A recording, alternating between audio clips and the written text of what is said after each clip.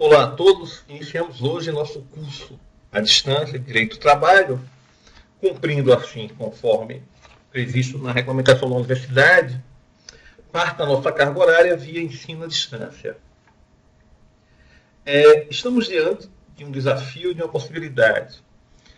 A melhor possibilidade realmente do ensino à distância é que o aluno pode estudar a qualquer hora, a qualquer tempo, quando tiver cabeça. E além disso, abrir esse diálogo via internet do aprendizado da aula. A aula de hoje eu quero dividir em 3 tempos, de aproximadamente 10 minutos cada tempo. Irei também passar algumas atividades para vocês, irei esperar o retorno ou via correspondência eletrônica, e-mail, ou via Facebook. E a nossa primeira aula, o tema, o mote da aula de hoje, como digo sempre, é salário e remuneração.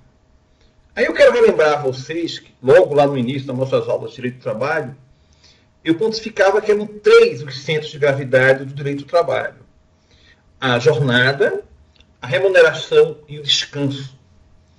De fato, o mote dos grevistas lá do século XIX na Inglaterra era a pretensão de 8 horas de trabalho, jornada, 8 horas de descanso e o pagamento de 8 centavos de libra por hora trabalhada. Então estamos estudando a partir de hoje um dos temas centrais do direito do trabalho, que é salário ou remuneração. Este tema, como todo tema do direito, ele pode ter uma abordagem clássica e uma abordagem mais voltada ao exame do Instituto Salário, do Instituto Remuneração, por meio da Constituição Federal. Então hoje irei fazer uma breve abordagem clássica, conceitual. Iremos debater se existe diferença entre salário e remuneração, ou se são expressões juridicamente sinônimas. Iremos também depois visualizar, perceber o salário, isso é importantíssimo, como um direito fundamental consagrado em nossa Constituição Federal. Bem, então vamos dar um pouco da abordagem clássica, de uma aula clássica de direito do trabalho, de um direito do trabalho clássico.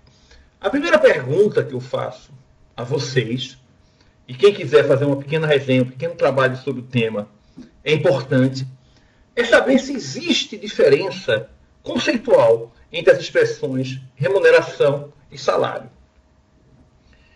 Eu deixo para vocês realmente boa parte dessa pesquisa. E voltaremos a debater ao fecho desse curso sobre salário, já numa 4ª aula. Mas uma pista que eu vos dou é a pista da leitura do artigo 457 da CLT. Se nós observarmos a leitura do artigo 457 da CLT, irei ler rapidamente, diz o seguinte: compreende-se na remuneração do empregado, para todos os efeitos legais, além do salário devido e pago diretamente pelo empregador, como contraprestação de serviço, as gorjetas que receber. Então, em uma leitura tópica, em uma interpretação primeira deste artigo 457 da CLT, podemos perceber que salário é aquilo que é pago diretamente pelo empregador. A obrigação maior do empregador é exatamente essa: pagar a remuneração, remunerar o trabalho prestado. E a soma deste salário, mais as gorjetas, que teria característica de ser paga por um terceiro, aí sim nós teríamos o conceito jurídico, pelo menos no primeiro momento, nessa abordagem, de salário e de remuneração. A soma do salário mais gorjetas, grosso modo, igual a remuneração. Mas, como eu disse a vocês, eu acho que nós temos que voltar todo o exame do Instituto de determinado ramo do direito, como é o ramo do trabalho, para o exame da Constituição.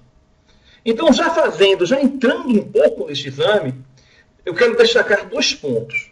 O primeiro ponto é tradicional.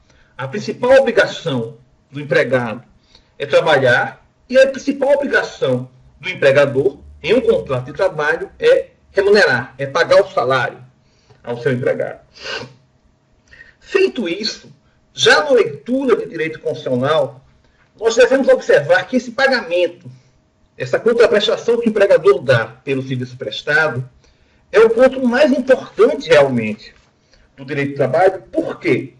Porque se nós pensarmos que os direitos fundamentais se aplicam às relações privadas, e de fato se aplicam, podem pesquisar a jurisprudência do Supremo Tribunal Federal a respeito do tema, dúvida não há quanto a isso, nós podemos observar que com o pagamento, ou por meio do pagamento do salário, o empregado deve assegurar à sua família, e não só apenas ele empregado, uma vida condigna. Então nós podemos pegar deste tópico, que é o centro de gravidade, um dos pontos cardeais do direito do trabalho, que é exatamente a remuneração, e coligar este direito ao direito fundamental da dignidade da pessoa humana. Aí já passamos para o ponto central, o centro de gravidade, o ponto de onde tudo deriva, de onde tudo deflui do direito, que é o princípio da dignidade da pessoa humana.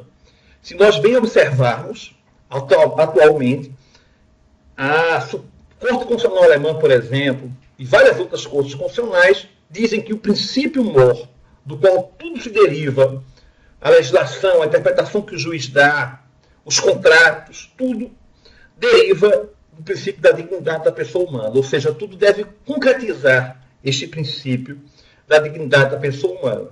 Então, fixado por este olhar, fixado por esse prisma, nós temos que, com salário, o empregado deve garantir a dignidade da pessoa humana, não só dele, mas daquelas pessoas que dependam dele, da sua família. Talvez por esse viés, de certo por essa percepção, se nós abrirmos a Constituição Federal da República Federativa do Brasil, sobremodo no artigo 7º, ou seja, estamos a falar de direitos fundamentais, direitos humanos positivados em uma Constituição, nós iremos observar que vários incisos do artigo 7º tratam de salário, tratam de remuneração. Vamos observar artigo 7º, inciso 4º, por exemplo, o que estabelece a obrigação do pagamento do salário mínimo. E o que eu chamo a atenção para vocês em relação a este particular, do salário mínimo, é porque ele também deriva os objetivos, embora se possa parecer utópico, que a República Federativa do Brasil, esse Estado Democrático de Direito, tem com o pagamento do salário. Se nós pensarmos, dando uma interpretação já conforme a Constituição, a questão do salário, nós iremos poder perceber o objetivo que tem o Constituinte de concretizar, por meio do pagamento de um salário condigno, o que se objetiva com o pagamento do salário. E vejam que a pretensão do Constituinte não é pequena. Diz lá o artigo 7º, inciso 4º. São direitos dos trabalhadores humanos e rurais, além de outros que visem a melhoria de sua condição social. Inciso 4º.